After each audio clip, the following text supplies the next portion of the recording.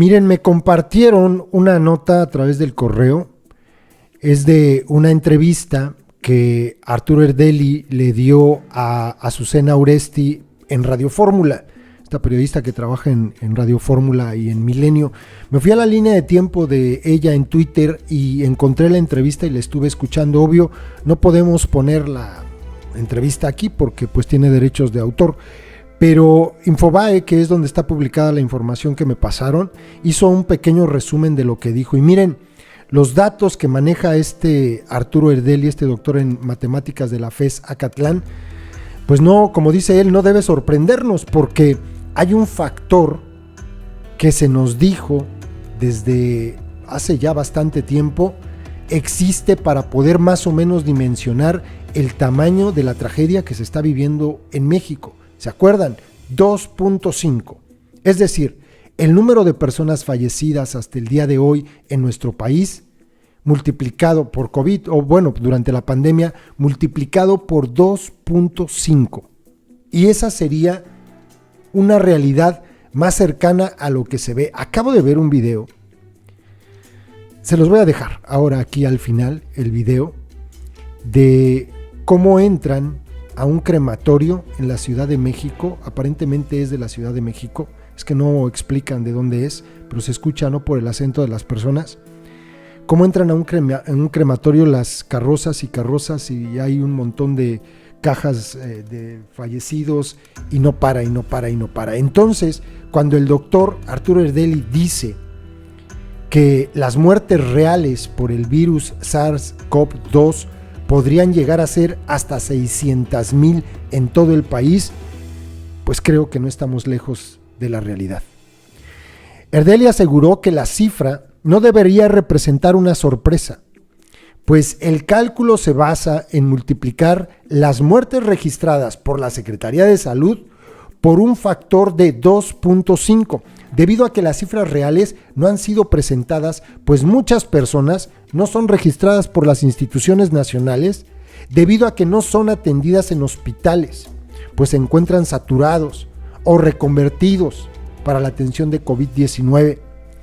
Para procurar frenar la ola de contagios y decesos, el también profesor refirió que el país debe generar una nueva estrategia de salud para combatir la pandemia de coronavirus, así como acelerar la campaña de vacunación. La vacunación, dijo, va tan lento que ya no alcanza a detener todas esas muertes. La vacunación va a tener un beneficio a finales de este año. Los muertos que se pudieron evitar en el primer semestre, la vacuna ya no alcanza a detenerlos y puede sobrepasar las 600,000 reales, atribuidas directa o indirectamente a COVID.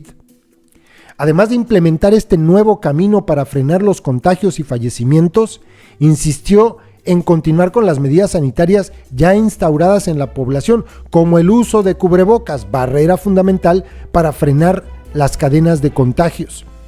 También detalló que medir los niveles de dióxido de carbono en los lugares donde las personas conviven podría ser un factor para saber el nivel de riesgo de infección que existe, pues es por el aire exhalado que las partículas de saliva podrían infectar a otra persona. Esto creo que ya se los comenté aquí.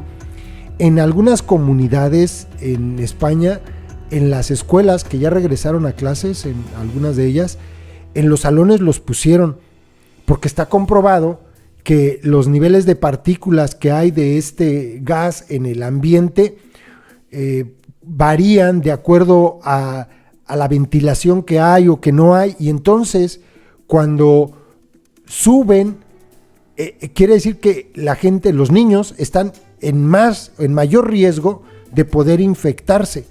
Y entonces hay indicaciones de que en ese momento se ventilen las aulas o que incluso saquen a los niños a determinadas número de partículas por millón en el salón para que no estén en riesgo de infectarse. Dice el doctor Erdeli, para ello es necesario comprar un aparato y colocarlo en un lugar cerrado. Hay varios estudios que nos dicen que un nivel seguro es abajo de 700 partes por millón. Un riesgo medio es de 700 a 1000 partes por millón y un riesgo más elevado es arriba de 1000 partes por millón. Esta entrevista la dio en el marco de la publicación del reporte sobre el exceso de mortalidad que el INEGI dio a conocer, donde la cifra de defunciones por COVID reportadas por la Secretaría de Salud fue superada en 45%. El subsecretario Hugo López-Gatell y el director general del Centro Nacional de Programas Preventivos y Control de Enfermedades, Ruy López, explicaron los motivos de la diferencia estadística, ¿se acuerdan? Declararon que la disparidad en las cifras no se debe a la existencia de dos totalmente diferentes. Por el contrario, corresponde a la diferencia metodológica en el conteo que encamina cada una de las instituciones, además de que el número reportado por el INEGI considera afecciones no relacionadas directamente por COVID, como diabetes y cáncer, entre otras. Esto es para los que, como ayer, un tipo en el último video que subimos el día de ayer, entró a decir que lo clásico, es que hasta le dan dinero a la gente para que en el acta de su familiar le pongan que murió por COVID, ya se acabaron las otras enfermedades, ya no existen. No es cierto, esa es una mentira. Hago un paréntesis aquí, antes de continuar, para explicarles esto, porque salió ahí un tema interesante, el tema de la influenza. Dice, antes, el año pasado, murieron 25,000 personas por influenza, ahora ya no hay. Anda, eso tiene una explicación bien lógica y se estudia en la dinámica de poblaciones. Es una rama de la ecología que trata de entender por qué crecen o decrecen determinados grupos de individuos en un ecosistema. Hay algo que se conoce como nicho ecológico, que no es otra cosa más que la función que desarrolla cada organismo vivo dentro de ese ecosistema. Por ejemplo, se los voy a poner con un ejemplo de animalitos. Miren, imaginen ustedes que están en la sabana africana, ¿ok? En la sabana africana ahí están unas gacelas. ¿Cuál es el nicho ecológico de esas gacelas? El ecosistema todo es la sabana africana. Bueno, el nicho ecológico de esas gacelas es comerse las ramitas, el pastito, para que éste no crezca y que se apodere completamente toda la vegetación de toda la sabana africana. No. Entonces las gacelas se comen ese pastito, esas ramitas, ahí andan ellas muy contentas, y esto mantiene en equilibrio que crezca este pastito o a niveles que son aceptables para el propio ecosistema. De repente llega un depredador, un leopardo, y entonces el leopardo, como las gacelas tienen mucha hierbita para comer, están come, entonces su población pues no está en riesgo porque tienen alimento, tenían espacio, tenían agua, tenían luz, todo lo que requiere un ser vivo para desarrollarse, y su población crece y crece, pero llega el leopardo. El leopardo tiene como nicho ecológico el comerse a esas gacelas, no a todas, a algunas, para regular el equilibrio. Bueno, mira, si se come algunas, quiere decir que las gacelas no se van a acabar todo el pasto, porque pues si siguen creciendo en población, va a llegar el momento en que el pasto ya no exista, se lo van a acabar, y entonces hay un desequilibrio. Para eso llegó el leopardo. El leopardo se come algunas y mantiene el equilibrio de la población de gacelas, que a su vez con esto ayuda a que se mantenga el equilibrio de la población de pastitos y ramitas que hay en la sabana africana. ¿Hasta ahí vamos bien? Bueno, y de repente llega un león. El león pues está más grande, es otro depredador, es competencia para el leopardo, y por lo tanto empieza a comerse también gacelas. Ahí hay una competencia. El nicho ecológico de este león es el mismo que tienen las gacelas, los leopardos. ¿Vamos bien hasta ahí? Ok. Eso es lo que pasó con el virus del SARS-CoV-2 y con el virus de la influenza. Los leones, como son más fuertes, como tienen otras estrategias de caza, las hordas tienen funciones específicas para la caza, son más vivos para cazar gacelas. Y entonces empiezan a comerse gacelas, muchas gacelas, y entonces la población de leopardos decrece. Eso pasó con el SARS-CoV-2 y el virus de la influenza.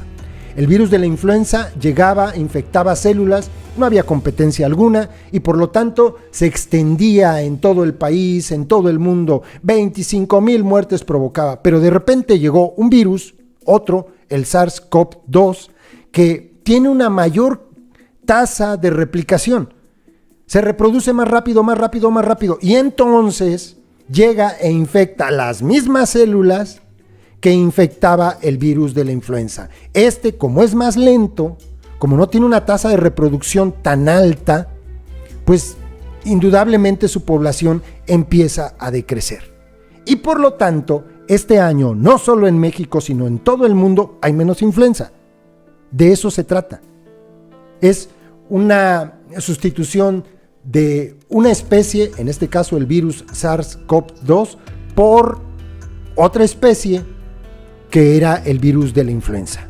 Eso es lo que está pasando, por eso no hay influenza. Y esto es un proceso que ocurre en toda la naturaleza. Así funcionan los ecosistemas.